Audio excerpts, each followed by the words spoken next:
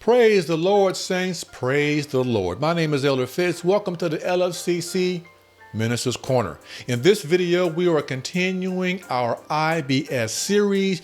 We are still in the observation phase where we are slowing down and absorbing as much of the scripture as possible. Now, if you're new to the channel or you're just not tuning into this video, you're wondering what in the world is IBS? Well, it stands for Inductive Bible Study. And it's just a method of biblical interpretation. And we are in the observation phase. So just to kind of get you caught up real quick, there's three phases in the IBS method. There's observation, there is interpretation, and there's application. If you want to get caught up, you want an overview of all three of these phases, I'm going to put a link to a playlist on the video here. You can go back, take a look and watch those three videos, and that way you will be caught up. But today we're continuing in our fourth installment of the observation phase. And before I jump into that, I want to say welcome to all of the latest subscribers. God bless you. Thank you so much for taking the time to hit that like button. If you haven't already, go ahead and enable notifications. That way you will be notified every time new content is uploaded. And I just want to stop and say, welcome to the family. God bless you.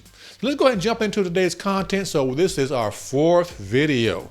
And so let's go ahead and do a quick review of the previous three ideas. So of course, this is observing the passage where we slow down and try to absorb everything that we can. And so we started with repetition.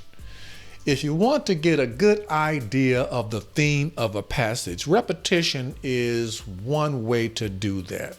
So in this particular area, we're looking for words that repeat within the sentence you are studying.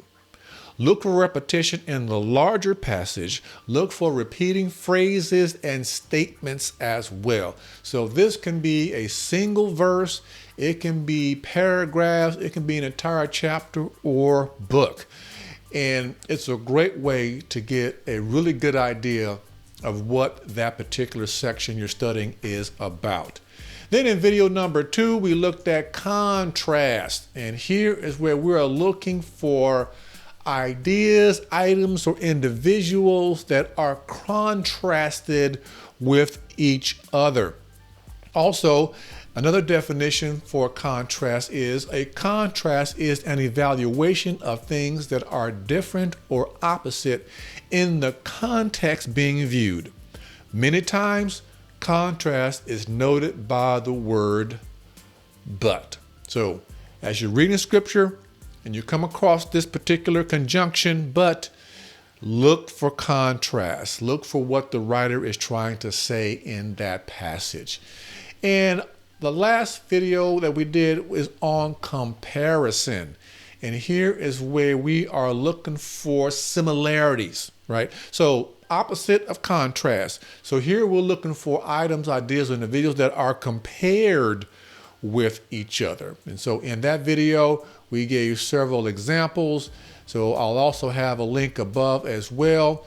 And just to give you an idea about comparisons and contrast, a lot in the book of Proverbs. So you can stay in the book of Proverbs and really get soaked into those particular items. So for today, we are going to look at lists. Lists. So let's go ahead and start with the working definition. So this is from Grasping God's Word. I've referenced this book several times. It's the larger volume. The smaller volume is called Journey into God's Word. So great books, but I highly encourage you, if you're going to get one of the two, get the larger one. Just get all the content, more of the detail, so that way you don't have to buy two books. So let's go ahead and define this. Anytime you encounter more than two itemized things, you can identify them as a list. Write the list down and explore its significance. Is there any order? Are the items grouped in any kind of way? So here is where we're looking at passages of scripture and we want to identify things that we can itemize. They can be a single item, a single word. There can be more of a small phrase. Obviously they'll be separated by commas, for example. They may be in various verses. So you may see a list that crosses over into other verses of Scripture. So here's where we just want to get an itemized list of certain things in Scripture. So let's look at an example of that. So 1 John 2:16 says, "For all that is in the world, the desires of the flesh, and the desires of the eye, and the pride of life, it is not from the Father, but is from the world." So this is the ESV translation, by the way. So if we look at this passage, we have a list here we can identify. We have the desires of the flesh, desires of the eyes, and we have the pride of life. And so here's where you can take these particular itemized lists. You can break them down into a further study to determine the significance.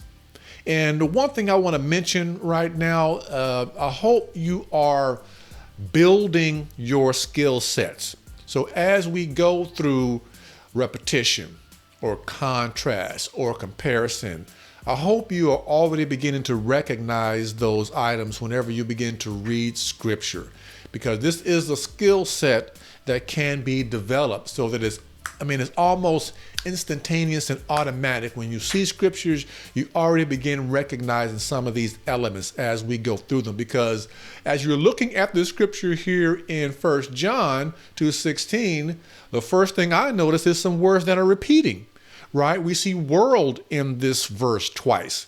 We see desires mentioned in this passage of Scripture. Also, we have the conjunction but in here, which is indication of contrast. So I hope you guys are beginning to really see some of the elements that we're talking about here in the observation phase. But it does take practice. Practice, practice, practice. And the more you practice, the more you'll get it. Amen.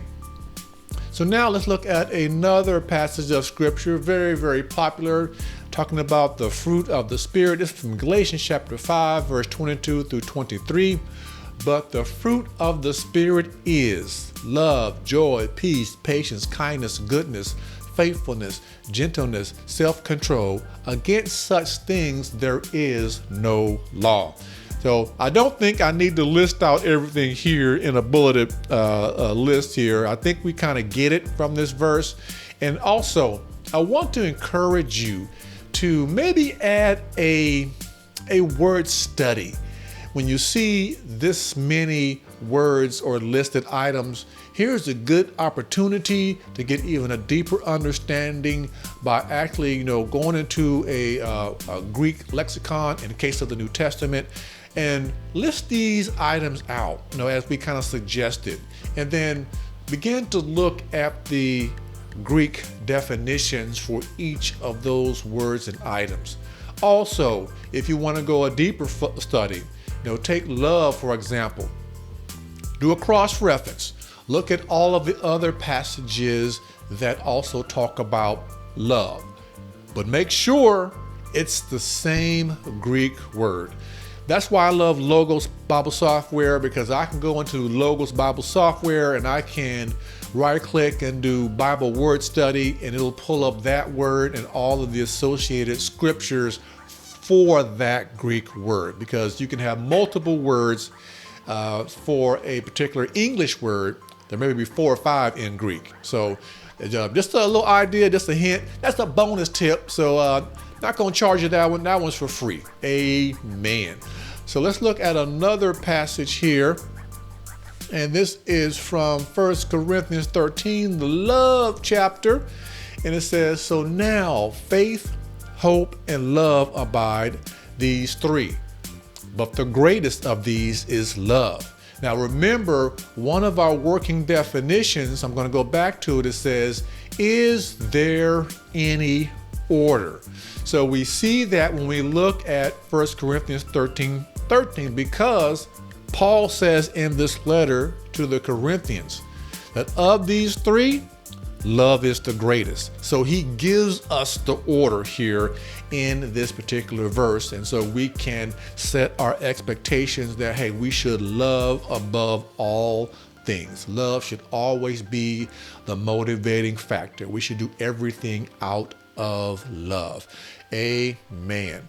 So that's it for today. So we've done repetition, contrast, comparison, and list. Well, thank you so much for tuning in. I hope you guys are getting something out of this lesson. So once again, thank you so much for tuning in. God bless you. This is Elder Fitz, and I'll see you in the next video.